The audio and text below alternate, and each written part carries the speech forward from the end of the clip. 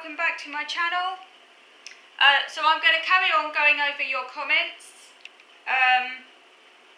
for Empire of Normality comments.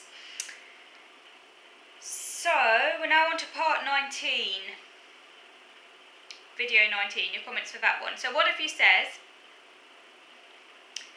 perhaps theoretically, neurodiversity theory centres disabled people as the primary experts in their own experience. But in practice, it seems increasingly common for the neurodiversity movement advocates to suggest that you are suffering from some sort of false consciousness if you view your autism, etc., as disorders, or would prefer not to have them, and they often suggest that if only you saw things their way, you would have a completely different experience. That isn't exactly regarding people as the experts of their own experience, is it? I also don't get the hostility towards clinicians sometimes on display in the NDM. I mean, it is ultimately clinicians who have created the categories of autism, ADHD and so on that the NDM is entirely based on. There wouldn't be an NDM without the clinical diagnoses created by psychiatry. It is they who, through peer-received research, have delineated which traits, when found together, constitute these disorders. It seems they trust clinicians and have come up with the autism spectrum part, but then totally discredit them. Yes, that's a good point. A lot of hypocrisy, I agree. Next one of you says, neither clinicians or the neurodiversity movement hear your lived experience unless it fits into their worldview. Yes, that's a good point. Find out a lot myself. So now we're on to good comments for video 20 on the Empire of Normality. So one of you says, you totally summed up my frustration with the contemporary left and their obsession with these esoteric identity narratives and, as you pointed out, incredibly privileged and ineffectual resistance, whilst not engaging in a collective action needed to effect systematic change. Yes, that's a good point.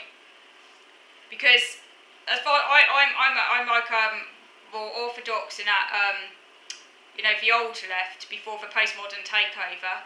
I see the primary issue as one of economics, and I feel that the new left has basically no longer really talks about economics. They do sometimes, they sort of pay lip service to it, but they're so bogged down by identity and semantics and power discourse that they're no longer, they've become, what's the word? Well, they've just lost any political clout, that's the issue. There is actually a book I'm reading, which I've almost finished, that I wish to review very soon, about the issue with so-called woke left, and why we need to get back more to a kind of universalist, non-tribal sort of solidarity, which is what the left was originally founded on, the principles of the Enlightenment, universal struggle, solidarity, reason, as opposed to the postmodern obsession with power, sort of going around in circles but without actually affecting any real change. I will talk about that another time. So anyway, carrying on with your comment, it's an approach that leaves the door open for an increasingly extreme right to gain and maintain power. Historical societies absolutely had an idea of normality, even if they didn't use that word, as you said.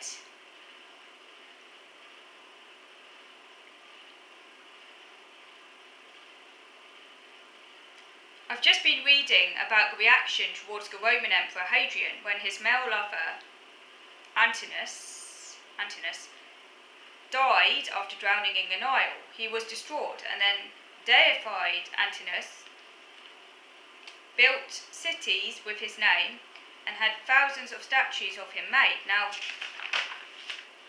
Hadrian came in for a lot of criticism for this, not because he had a male lover, but because he was said to be grieving too much. Roman society had an idea of what normal grief in men looked like. Because Hadrian was grieving in an abnormal way, in their view, more akin to what was viewed as normal for women, he was criticised. So whilst they didn't have a psychiatric view of grief or depression, that didn't mean they didn't have oppressive norms. So that's a good point. So next one of you says, in the USA, they went from calling it mental health to calling it behavioural health.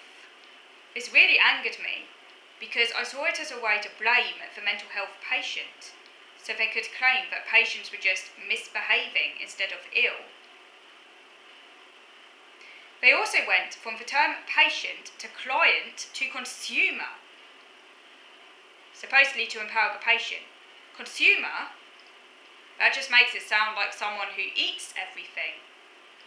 But that is the point, I suppose, to highlight all the resources wasted on us mentally ill people, so they could justify cutting spending on badly behaved consumers more easily than on mentally ill patients.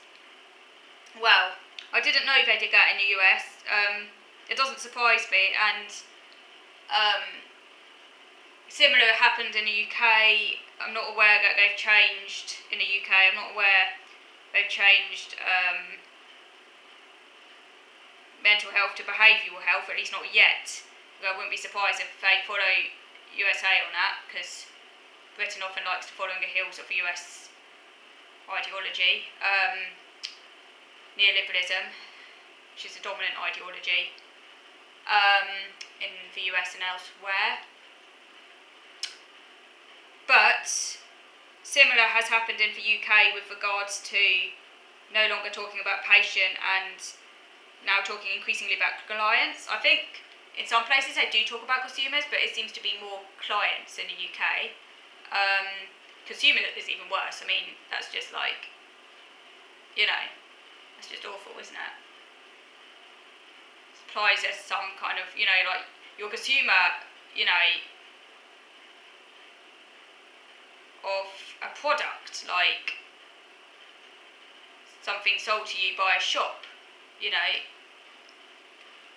implies some kind of fiscal transaction going on. It's just not right at all in healthcare, that type of language. So yeah, I agree. Moving on to now, so video part 21, your comments on that. I agree with you. The attentional or working memory impairments with ADHD are very impairing. Additionally, some elements of companies driven by capitalist values seem to create environments highly incompatible with autism.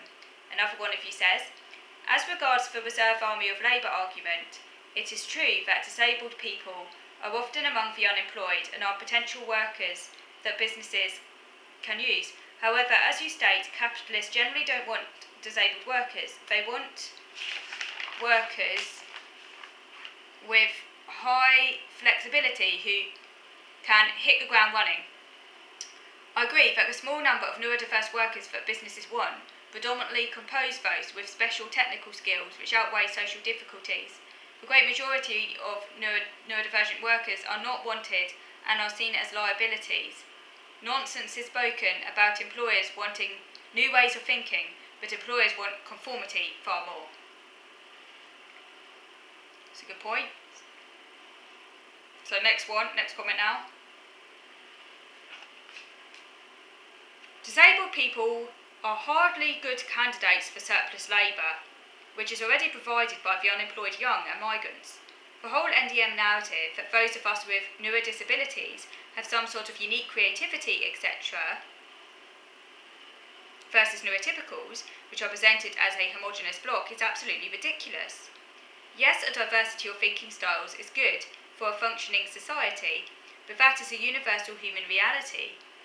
Every one of us has a unique mind and views the world ever so slightly differently, due to our upbringings, culture, locations, and innate personalities. To reduce the creativity or viewpoints of autistic people to just their autism really doesn't seem right to me. Yeah, I agree. I find it very dehumanising. Next comments. I wish there was a universal income. It would make disability so much simpler. Completely agree with you.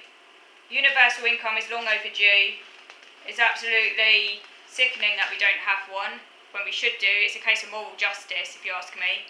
There shouldn't be a benefit system. It's incredibly stigmatising and disgusting that people who haven't done anything wrong are treated like criminals just because they can't work. And it's not our fault that we can't work, and to be put on a really low income just because of an accident or birth is just disgusting. It goes against human rights. It's degrading. It treats us as first-class citizens. I believe that everyone should be seen as having inherent worth, and we shouldn't have to earn our income. That's a very old idea. We're now in the 21st century. We should have advanced beyond those primitive ideas about having to work for your income. We have the technology and infrastructure available to make a universal income a reality. The only reason we don't have one is right-wing ideology, and it's absolutely disgusting, but I do believe that in time we will have one. Probably, I don't know, will it be in my lifetime? I don't want to be too optimistic, I hope so, but I'm not putting my bets on it. But, and of course we mustn't forget the forces of right-wing reaction are incredibly powerful. But then everything that we never thought was possible, in the past, many things we never thought was possible, like a national health services in the UK, universal suffrage, all of those things had to be fought for, and they took a long time before they came to fruition. People have to talk about it first, often for many years, before something actually sees the light of day. The very fact that people are talking now about universal income, and not just in socialist circles actually, but lots of people in quite mainstream circles, apart from the right-wing reactionary people, but a lot of people are actually talking now about universal income. I think if one is put in place, I don't think it would be that generous, not under the current system. But even one that's not particularly generous would still be a leg up from where we currently are. Just the whole idea of universality and having a security and not being means tested, that's not assessed and that's just given to you.